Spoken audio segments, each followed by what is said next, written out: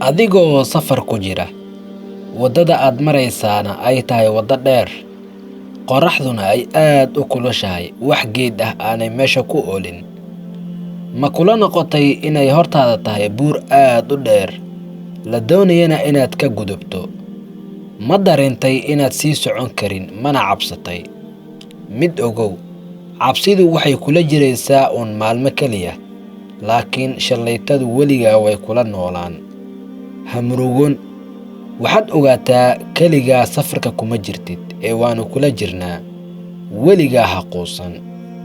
Dhib kastaa waxaa ka dambeeya waa fudayd. Quusashaduna waa adigoo dareentay inay dhammaadeen wax walba oo qurux badan. Waa inaad ogaataa in noloshu ay tahay khibrad iyo waayo aragnimo. Ogow, dhib kasta waxa uu leeyahay xal. Raadi xalka ugu habboon ee weligaa ha quusan. Allah tabaaraka wa tacaala qur'aankiisa kariimka waxa uu ku leeyahay: ha ka quusanina raxmadda Ilaahay. Raxmadda Ilaahay keliya waxaa ka quusta kuwa xarigga Alla jaray. walaa tay'asuu min rawxillaah innahu laa yay'asu min rawxillaahi ila alqowmu alkaafiruun.